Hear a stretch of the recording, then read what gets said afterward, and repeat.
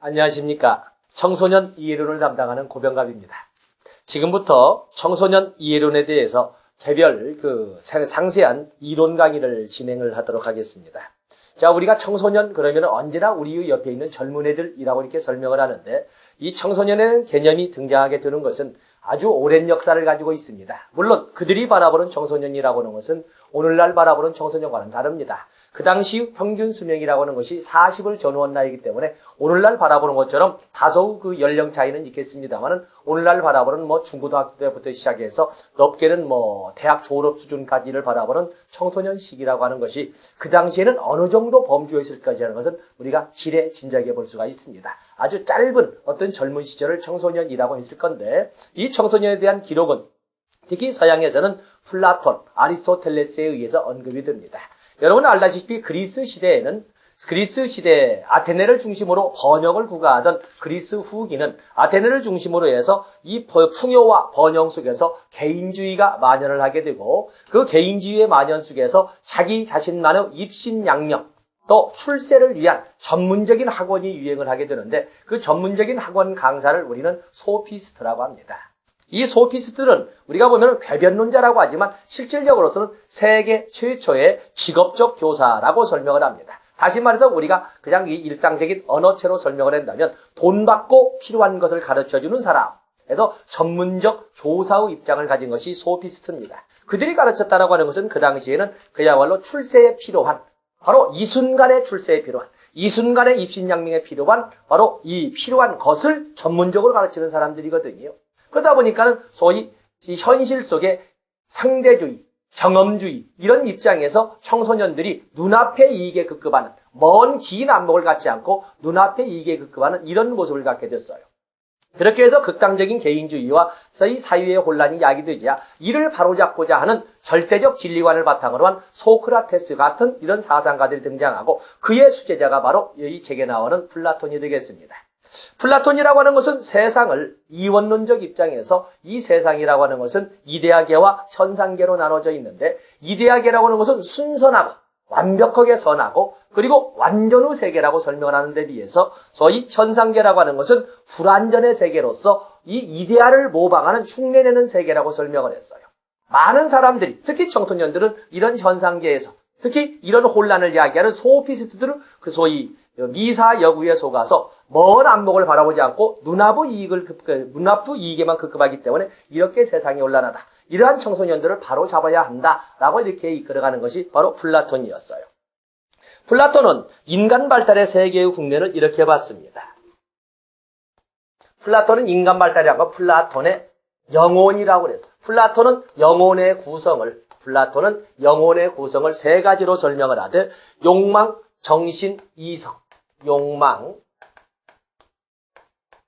정신, 그리고 이성. 이렇게 세 가지. 영혼은 이렇게 욕망과 정신과 이성으로 구성되어 있다.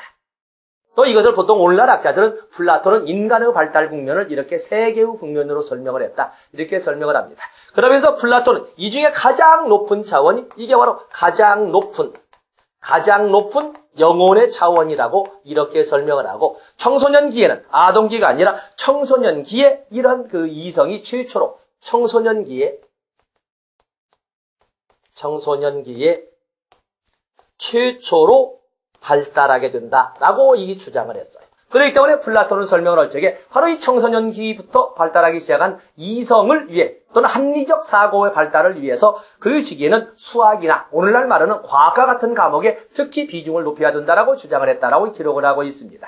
때문에 이 플라톤은 이 소피스트와 같은 이런 상대주의자, 현실론자들의 미사 여구에 넘어서 눈앞의 이익에 급급함으로써 제대로 된 사고, 이성적 사고, 합리적 사고를 이끌어가지 못하는 청소년들이 바로 서기 위해서는 바로 이성 발달을 도모할 수 있는 이런 노력을 해야 되고, 교육 과목으로서는 특히 수학 또는 오늘날의 과학이라고 불리는 이런 교육 과목이 중요하다라고 언급을 했던 겁니다.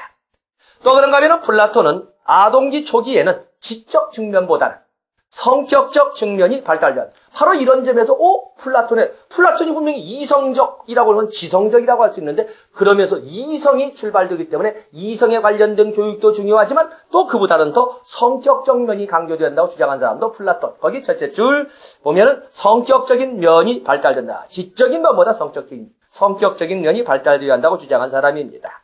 또 그런가 하면은 성격 형성에서 물론 성격이라고 하는 것은 우리가 일반적으로 성격 그러면 일생에 걸쳐서 일관성을 가지고 보여주는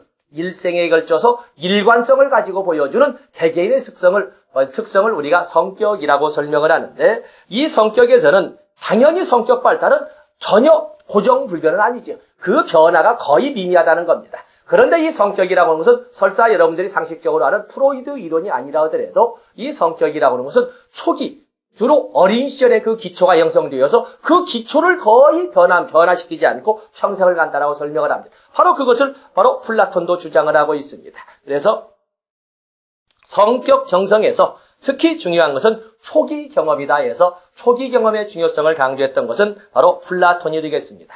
바로 이러한 우리는 언제나 성격 형성에 있어서 초기 경험의 중요성은 프로이드만 생각하지만 사실은 그보다 훨씬 오래전에 훨씬 2000여 년 전에 플라톤에 의해서 이런 주장이 나왔고 실질적으로 플라톤의 이런 초기 경험의 중요성은 후대의 많은 사상에 영향을 미쳤다라고 기록을 남기고 있는 겁니다.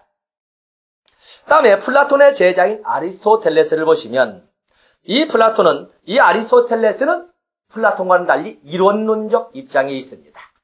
아까 플라톤은 우리가 이원론적 입장에서 마치 우리나라 사상가라고 본다면은 소위 토요계 이황선처럼 이기 이원론하는 것처럼 이대학계와 현상계로 나눠져서 이렇게 설명을 했는데 비해서 아리스토텔레스는 이론론적 입장을 주장을 합니다.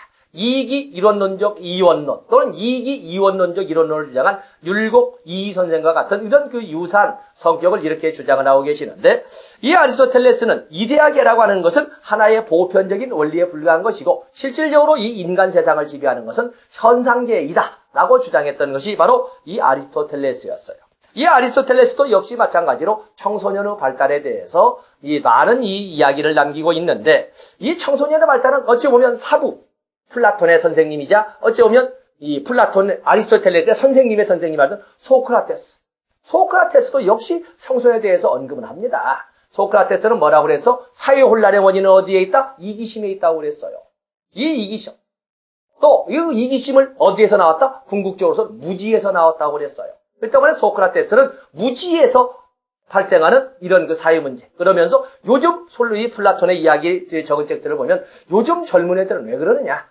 그 당시에도 청소년들의 비행을 상당히 걱정했음을 알 수 있거든요.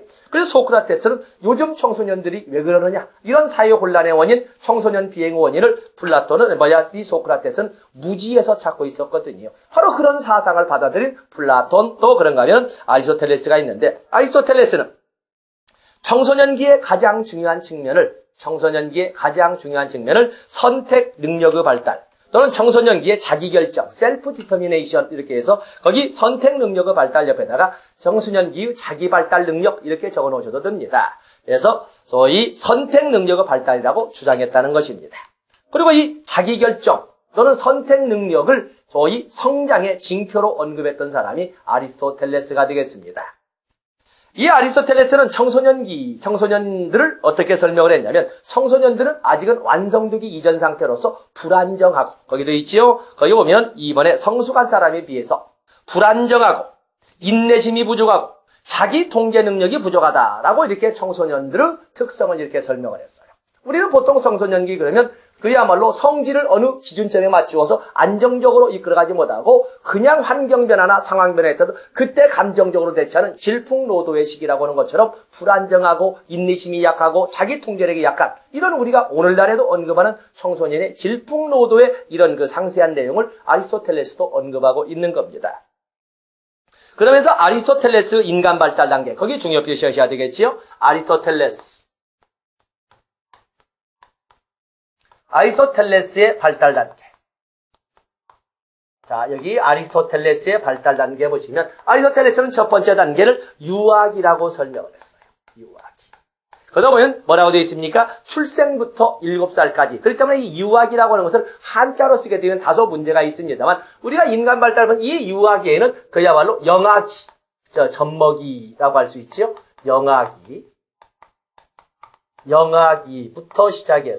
영아기부터 시작해서 또 유아기, 신생아기에서 유아기, 더 넘어서 소위 젖비린내나는 애부터 또 이 유아기.